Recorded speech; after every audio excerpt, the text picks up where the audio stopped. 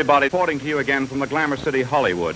You can feed back another, again, occupancy data and say, hey, switch off the lights, nobody's in there. As soon as somebody enters, lights will go on, but lights will only go on where an individual in a massive warehouse is actually making its way, and not the whole warehouse will be switched on. So these are the things that we start with lighting control, with a lot of time is mandatory. But then the real fun, as I said before, starts then beyond lighting control with what we can do with the data. And when we talk to customers and lighting upgrade is on the table, we call, hey, why don't you future-proof your building for the next 10, 15, 20 years? This is the thinking, because you can do so much more with our approach beyond lighting.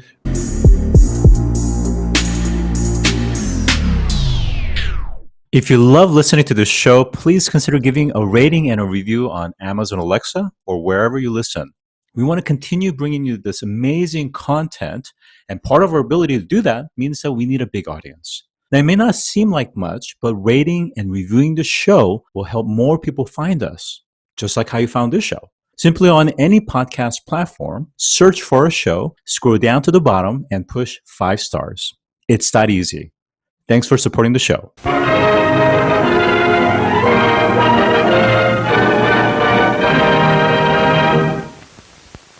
Today, I'm joined by Stefan Schwab, CEO of Enlighted. Welcome to the show today. Thanks for having me, Scott. So according to the UN Environmental Program, buildings and constructions account for over 34% of energy demand and around 37% of energy and process-related CO2 emissions in 2021.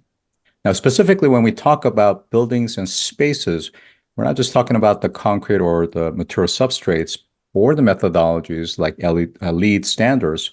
We're also talking about things like IoT sensors, lighting controls to reduce usage of energy.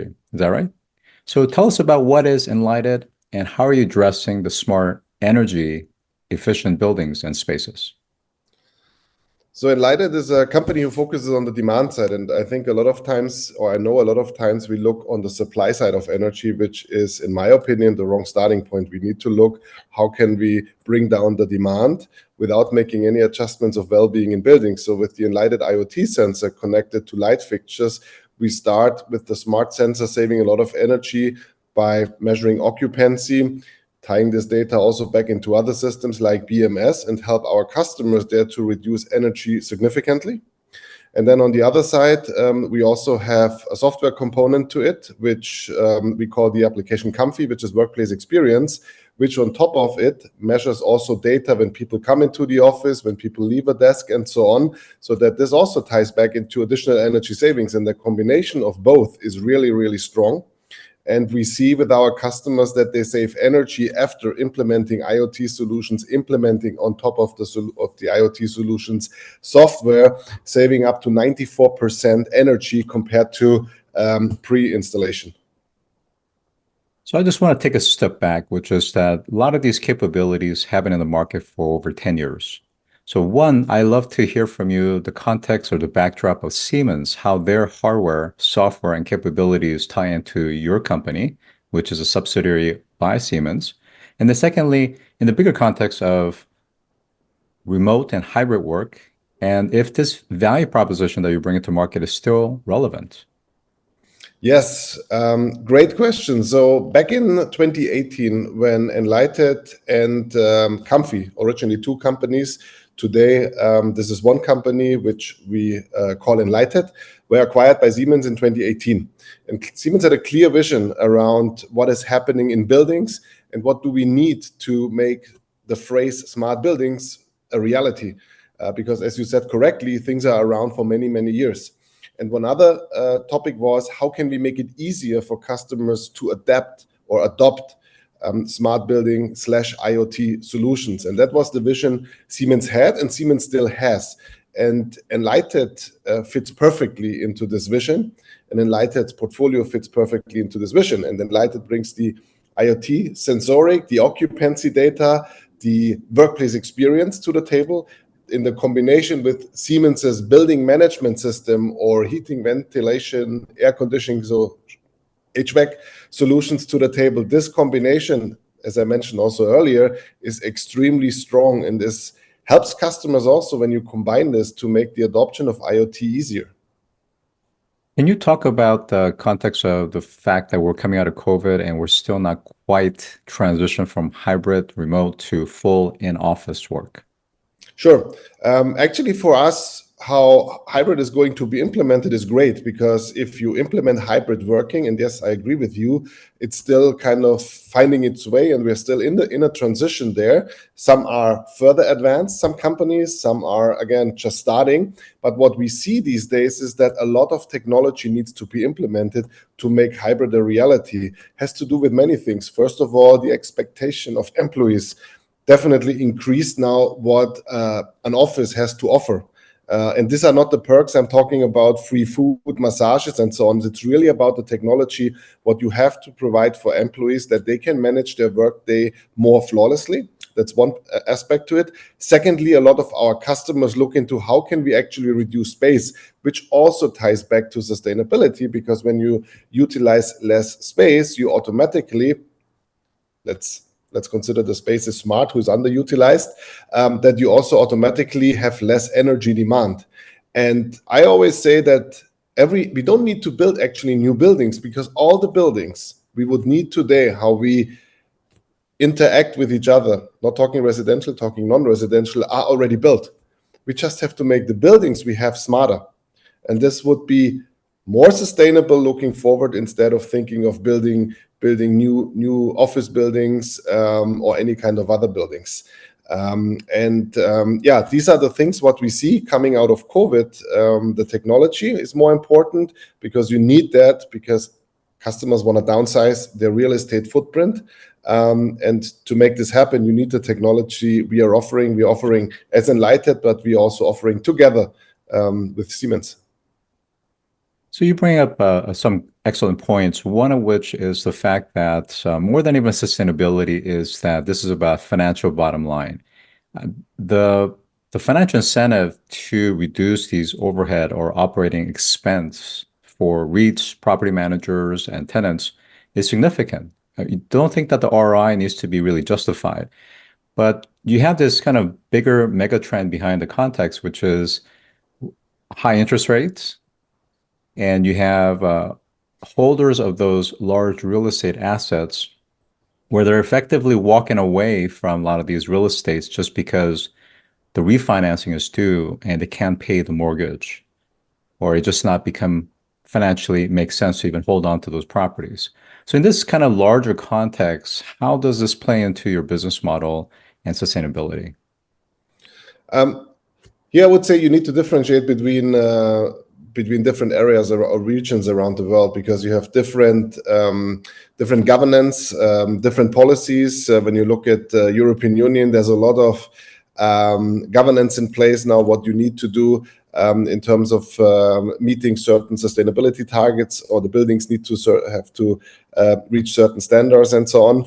In the US, you have different areas. In the United States, for example, in New York City, where there is more policies around that, what you need to do for upgrading buildings and so on and so on. So first of all, I think we need to differentiate where there's already more guidance around, where customers have more incentive. Sometimes it's also penalties, actually. It's not only in incentives to do so. It's the opposite way, that you get penalized if you don't do certain things. And then you have areas yet where this is not guided at this point in time. There it's definitely harder to implement, because you said to it, you also mentioned the ROI. The ROI, normally from our point of view, is a no-brainer, because we need to think long-term. And when I'm listening to your podcast, that about success and doing the unpopular thing to be successful. This is something which is, yes, everybody has it on the slide, but in the end, when times get tough,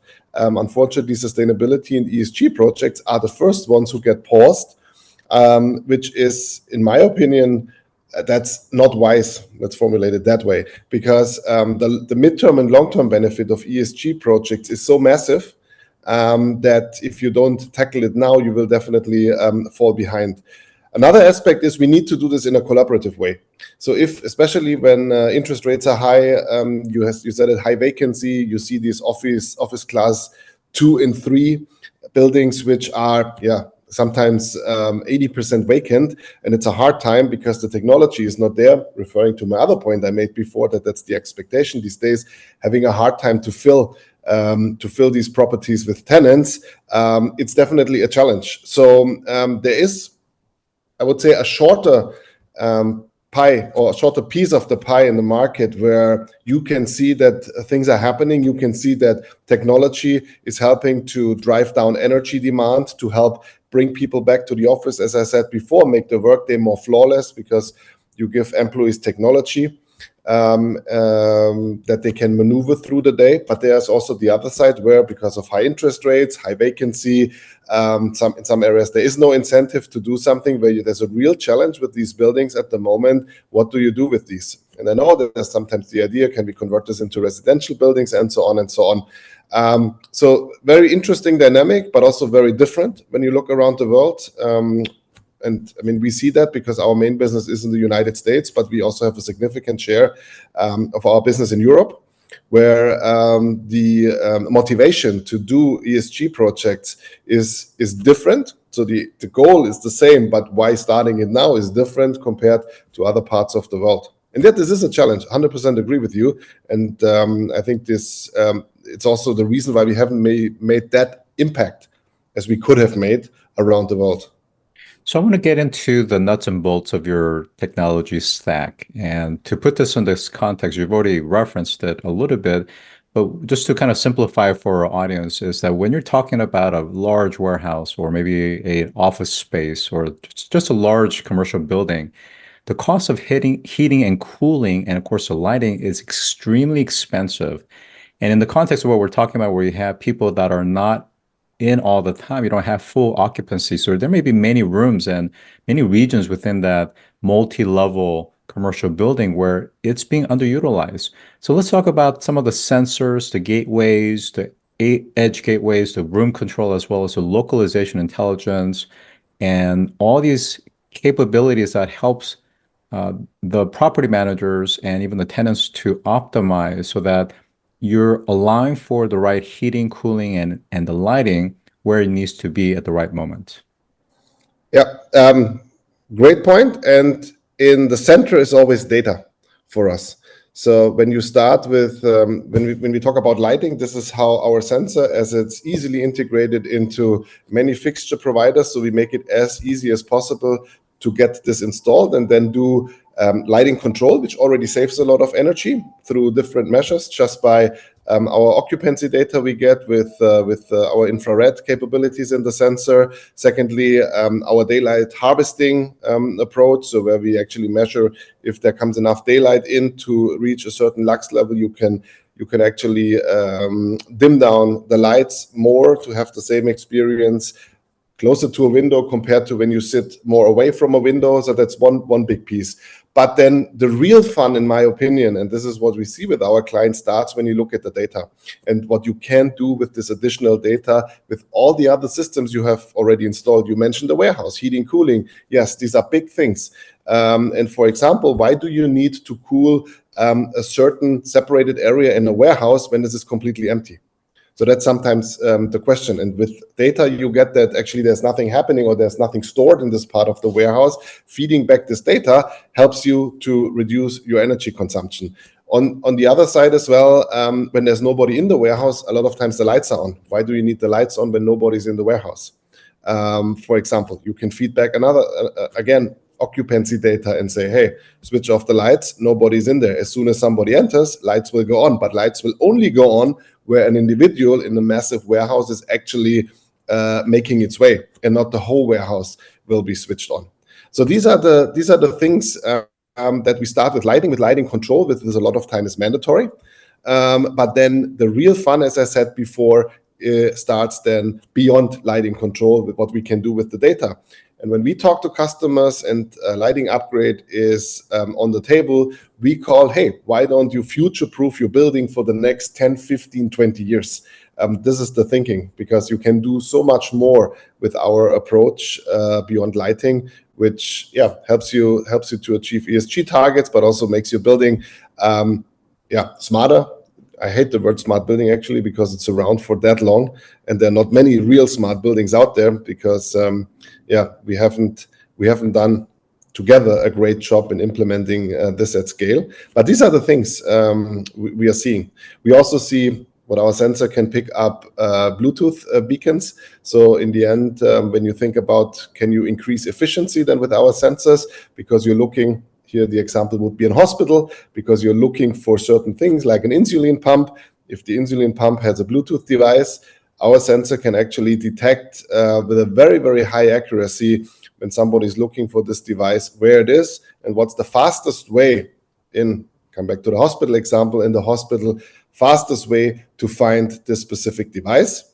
And last but not least, it also helps the hospital, because today we learned that they are over purchasing a lot of the equipment they need, because they never can find it. So instead of purchasing one specific equipment, they purchase normally 3 to 5 of this equipment, which again, they have to pay money, which they don't have to if they implement a smart solution from us, for example, with lighting-based location intelligence to find the things they're looking for. And you can go on and on. And the interesting thing is, when you work with clients, they come up with additional use cases, what they can do with the data we provide, and then a new use cases develop with one customers, and you can scale this across the vertical then with other clients as well.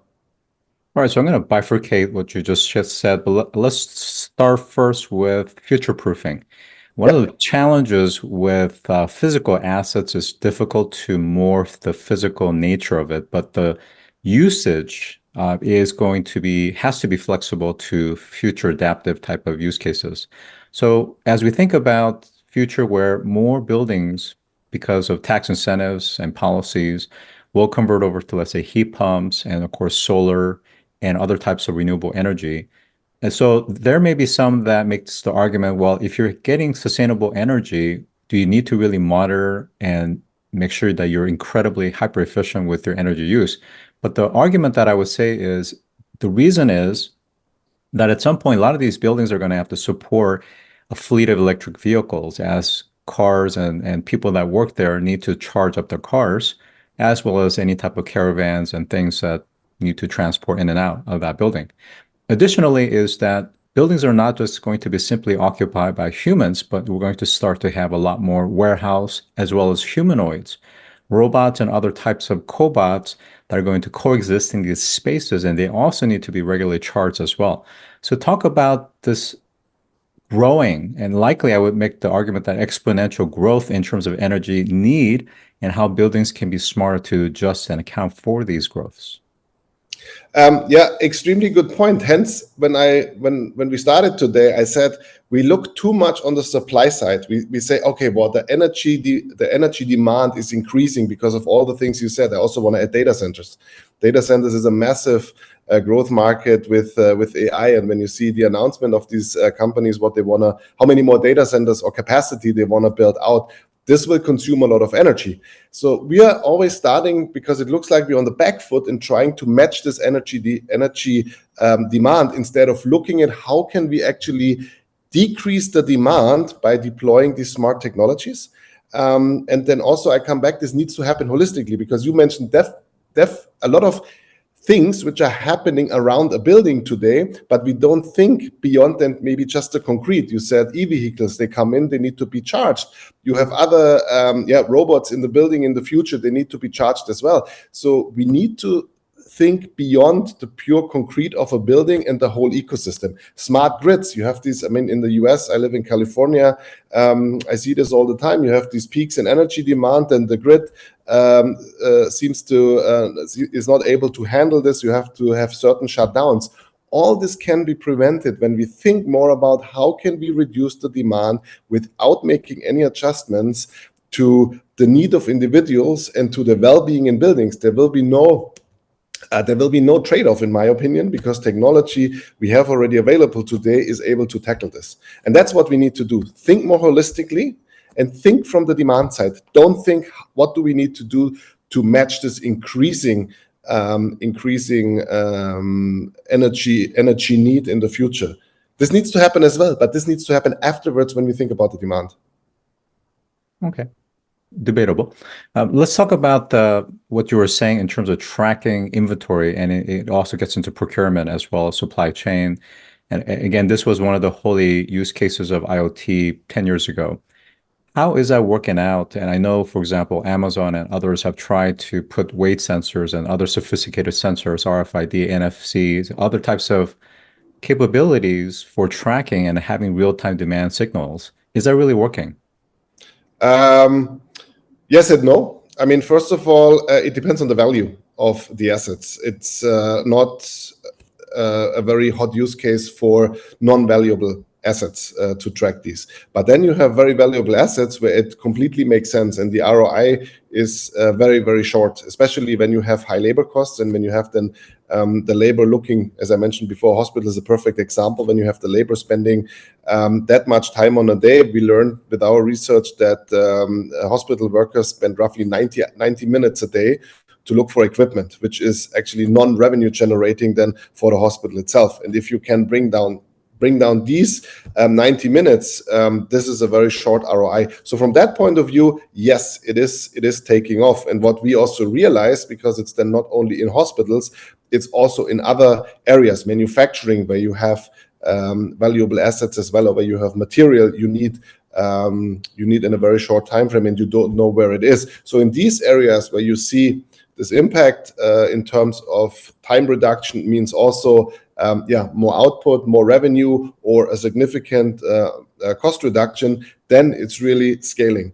But then again, you mentioned Amazon warehouses, for example. This might not be the right fit because the assets in an Amazon warehouse might not be as valuable that in the other examples, like in a hospital or in manufacturing. So from that point of view, it's also a little bit different. It depends on the vertical where it makes sense to say that. Again, I mean, the interesting piece for me is that it comes back to the future-proof. Lighting-based IoT system, what we install is actually a future-proof system because you can do all of these things. You don't need to introduce another system. You don't have to introduce then another connection between two systems because you have it all in one system because the data we already collect and populate with our sensor. So again, I think for the most part, the value offering that you guys are providing in the marketplace is fairly straightforward. Again, the ROI speaks for itself, and I can't imagine really any business owner or property manager that's going to say no. However, at least in the US, again, you did talk about the different regional legislative and policy differences, and I think Europe in many ways is ahead of us. But in the US, at least, we have this issue around kind of reversing trend around ESG. And ESG, there's a bit of an actual aggressive assault.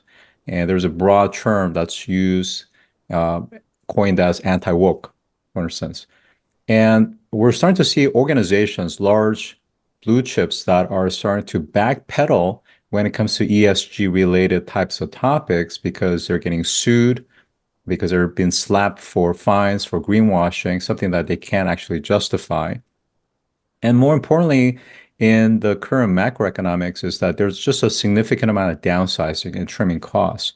So in this context, a lot of the ESG programs are being trimmed down and they're becoming somewhat skeletons and really just a poster board that really is lacking from a well-funded department.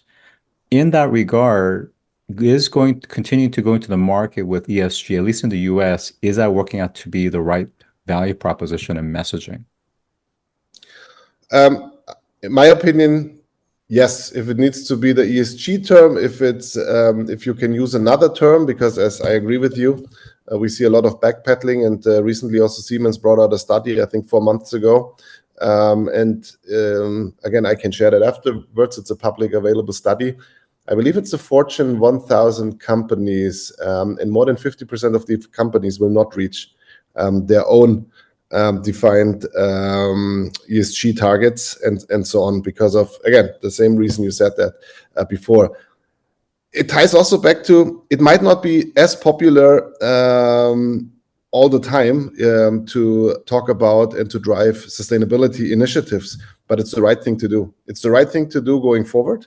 And I come back at one stage, it will it will be painful for you to catch up with others. When you don't do the right things now, when you fall behind now, and you have other companies, so it's not that everybody's backpedaling, but when you then have other companies who invested in ESG initiatives, who did these sustainability projects to save energy, or with increasing energy demand to at least stay on the same level as before, you will definitely, in my opinion, fall behind.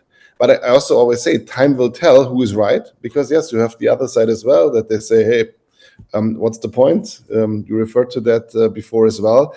There are other problems at the moment we have to solve, and so on and so on. And we will see how this will play out over time. But I'm a true believer in ESG projects, a true believer in sustainability, what we need to do and what is right for the planet, for society. And we need to work more collaboratively to get to the point where we want to be, because we are far off at the moment. So again, as a closing remark is that what I would love to see, and we're starting to see some of this from new building permit codes, but certainly for existing buildings and renovation, is to making sure that a lot of these intelligent capabilities become a requirement for new and old buildings. Ultimately, that's the way we're going to drive this thing versus single decision point per building or collection of portfolio buildings. So with that, I have been joined by Stefan Schwab, CEO of Enlighted. Thanks for joining today. Thanks for having me. If you've enjoyed this episode, take a moment to rate our show on any podcast platform that you listen to. Scroll down to the bottom and push 5 stars. It's that easy. And as always, thanks for listening.